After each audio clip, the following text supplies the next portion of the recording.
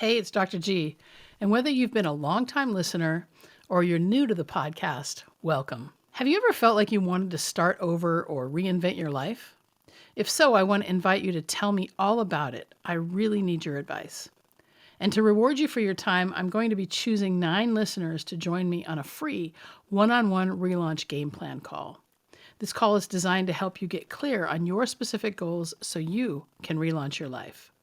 To join in and be eligible for the free call, go to discover.drgordon.me. That's discover.drgordon.me and answer all the questions.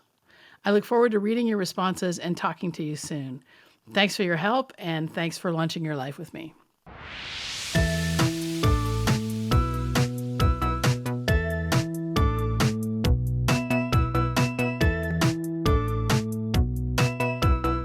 Hi, and welcome to the Launch Your Life podcast. I'm your host, Dr. Michelle Gordon.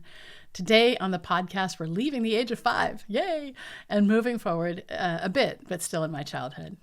As always, I welcome your feedback. Feel free to email me, drg@drgordon.me. And if you're ready to love every second of your life, let's set up a relaunch game plan. Simply head to relaunch.drgordon.me and book a relaunch game plan call. For the latest episodes, go to launchyourlifepodcast.com. And if you like the podcast, please take a moment to give it a 5-star review wherever you get your podcasts and share widely with your friends.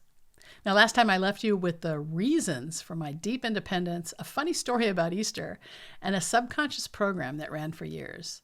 If you haven't listened to the previous episodes, please be sure to go back and have a listen so you will be fully caught up. This is a serial after all. Now, I love to travel. In fact, I feel most alive when I'm exploring new cultures, lands, food, and beauty. I've traveled to all 7 continents and even toured Myanmar before the most recent military coup. My love for travel started in my childhood. One thing my parents cherished was time away as a family. We went tent camping or rented rustic cabins to experience the outdoors, and often vacationed in Canada because it's just really close to Washington State. One time around, I was maybe 6 or 7, we stayed in a cabin on the shores of a lake up in Canada. The area was populated with loons. Now, loons look kind of like a cross between a duck and a goose, but they're really their own classification of water bird. They have a long, mournful cry, and every morning and evening, the loons called out over the foggy lake as the sun crossed the horizon. Dad took us fishing in a small rowboat, and we caught plenty of fish. Even then, I wasn't afraid of blood and guts. And I helped scale and clean the fish in the slop sink near the boat dock. I felt happy and alive learning from my father. These trips helped me to develop a deep appreciation for travel. Wanderlust will always loom large in my life. And as I grew up in the house of many horrors, abuse continued. My mother's alcoholism confounded our already complicated relationship. And my mom was a different kind of lady. She walked around the house naked in front of the family in the mornings and around bedtime, even when she was sober. But when she was drinking, all of her inhibitions went out the window. And once, after school, my younger brother and I were watching TV in the basement with a neighbor boy. And we came up the stairs to find Mom buck-ass naked in the front of the stove, singing Rock the Boat as she swung her hips side to side. Now, we profusely apologized to our neighbor, red with embarrassment, and quickly shooed him out the door to walk across the street and probably never come back again. I don't remember he ever came back. And I don't remember my mom doing anything like that again ever either. I believe she really did the best she could. She just didn't have parenting skills. When I was around 7 years old, I was diagnosed with a congenital heart defect. There was a hole between the 2 upper chambers of my heart. These are called the atria. Now, this defect caused what's called a shunt between the unoxygenated and oxygenated blood. In fact, around that age, I developed a condition known as pulmonary hypertension. Think of it as high blood pressure of the lungs. And it was caused by the hole in my heart. So whenever my heart pumped, the blood with the oxygen and the blood without the oxygen mixed, causing increased pressure to the artery to my lungs. Now, how did this show up in my life? Well, I slept sitting up. I had a frilly pink bedspread to complement the red carpet in my room in the House of Many Horrors. And before bed, I propped my pillowcase up as high as I could so I could sleep without lying down.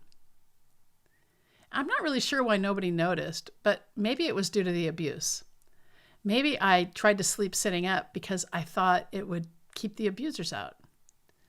I'm not really sure. I have a faulty memory of the time of severe abuse. But anyway, once I was diagnosed, my mom took me to her brother in San Diego to get a real diagnosis. I don't fault her. Richland was a podunk town in the farming country of Washington State. Given the same circumstances, I would have done the same. And my mom and I took a plane down to California, and we stayed with her sister and my cousins. This trip, despite the torture in the hospital, is one of my fondest childhood memories. My aunt's house in San Diego was calm compared to the House of Many Horrors. Despite my 5 cousins and me running all around, it didn't have the chaos of the Gordon house. I felt safe and loved. The housekeeper, more than anyone, made me feel safe, special, and loved. She taught me how to count in Spanish, something I never forgot, and she took the time to listen. She was the first person who ever modeled caring, warmth, and inclusiveness. One afternoon, after going shopping and playing in the yard, my mom convinced me to get my ears pierced. I sat on a stool in my aunt's kitchen. It was 1971 or 1972, and the kitchen was adorned in dark brown cabinets, green tile, and orange accents. It was very 1970s. I still remember the sting of the piercer, wiping around the earrings with alcohol, and having to turn them several times a day so that they wouldn't close up. The next day, we went to the university hospital to look at my heart. It all started with an EKG. Easy, simple, electrodes on my chest. I thought, okay, no problem, I can do this. Next, a nurse explained she had to put a needle in my neck and take pictures of my heart. This must have been before modern IV cannulas, because it was really weird, just a needle. I held still while she inserted the needle into my left jugular vein and then proceeded to tape this monstrosity to my neck after she walked me into a cold, sterile room behind a barrier of yellowish glass with aluminum borders. As we were walking, I was crying, and she told me to stay still while she took pictures of my heart, and if I did, she would give me a quarter. I cried, needle bouncing behind the barrier as she opened Polaroid after Polaroid of my heart. I tried so hard to stay still. I just wanted that quarter. So I earned the quarter and some candy. And the nurse also gave me a copy of my heart tracing, telling me that most hearts bum bum bum bum, but yours goes bum bum shh, bum bum shh. And I periodically pulled the tracing out to look at it over the next several years until it finally disappeared after one move or another. Now, my parents decided against open heart surgery to repair the hole while I was still a child. I guess they missed my bout of pulmonary hypertension, because by the time they were at a decision point, I was completely asymptomatic. But the biggest reason was the mortality rate of 10% in pediatrics. They simply weren't willing to take that risk. But back to my cousins. They had a color TV, and we only had black and white TVs in our house. The concept of color on a TV was shocking and strange. And one night while we were there, we watched Sonny and Cher, the quintessential 70s show. Cher wore a beautiful green gown scooped down to her navel. And I actually thought a color TV gave the user the ability to change the colors on the screen. So I asked my cousins if they were able to change the color of Cher's dress, or if it was the actual color. And my inquiry was met with a resounding no and some strange looks. Nevertheless, it felt like magic to me. One of my cousins was in 4-H and had a herd of sheep in the backyard in a corral. Now, I had seen livestock at my grandfather's farm, but never been up close and personal with sheep. The sheep were friendly, and I loved feeding them as I sat on the corral fence. But I guess I fed them too much, because she became quite upset and started making them run. So I felt like a dummy, like I didn't know what I was doing. I was embarrassed and felt like maybe I had overstayed my welcome. The pain of embarrassment led me to embrace a form of perfectionism and tell myself to never make a mistake again. Of course, I was quite disappointed, because this is not possible. My young brain didn't know what to make of what felt like a massive failure. To cope, I created an expectation of perfectionism. It simply fueled my competitive and controlling nature. But it was still better than the House of Many Horrors. Leaving our chaotic household, even to upset my cousin, was much better than being at home. And the trips helped me really appreciate travel deeply. Time in California, the trips we took as a family, they took us to unfamiliar and exotic locations. In fact, I welcomed leaving the house for any length of time because leaving broke up the abuse. It limited the opportunity for one-on-one time with me. And when I use my adult rational brain to reflect on the abuse I endured, it feels odd. I'll never pretend to understand the psyche of a pedophile, but when I consider the amount of planning, secrecy, and lies, it feels so heavy and filled with shame. I wonder if they ever feel remorse or if it weighs on them. I don't really want to know because I imagine there's plenty of studies on the psychology of deviant behavior, and I've never sought one out. But it must have been exhausting for them. When I was about 7 or 8, I had a recurring nightmare. It was a night terror, really, and it went something like this. I'm in my bed at night. A male robber dressed in all black comes into the house and kills my entire family. Somehow, I get out of the house and narrowly escape death by hiding behind the tree in the next yard. Every single time I woke up in fear, heart racing, wondering if everyone was still alive. Now, a bit of background. The rectory, where the priest lived, was 2 houses away. The Catholic school and convent where the nuns lived were basically across the street from the rectory. I went to the Catholic school for 1st and 2nd grades around the time of the nightmares. We had after-school activities with the priests and or nuns regularly. Lots of alone time.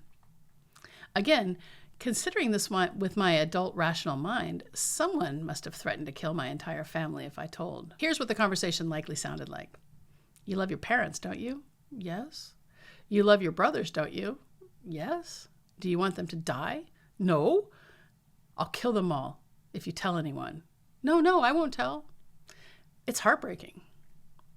Children believe everything adults say. In fact, children are literally in a hypnotic state until the age of about 7 or 8. Their brain frequency is slower than our adult waking brains, and it's in what's called an alpha state. This state allows for rapid learning and deep imagination. However, many beliefs you create as a child can continue to sabotage your adult change efforts even when you have strong motivation. The growth is uncovering the beliefs and stories you created as a child to make sense of perceived or real trauma. It can be tedious, painful, and meticulous work. But bringing your rational adult mind to the stories you create in your childhood is freeing. It's a form of launching, and one I use whenever I'm resistant to change, procrastinating, or feeling stuck. Next time on the Launch Your Life podcast, I'll continue with my childhood and the House of Many Horrors. If you like this episode, please subscribe so you won't miss any, and share with your friends on social. And please leave a 5-star review wherever you get your podcast. And if you really like it, feel free to donate to my Venmo at Dr. Gordon. That's Drgordon. See you next time.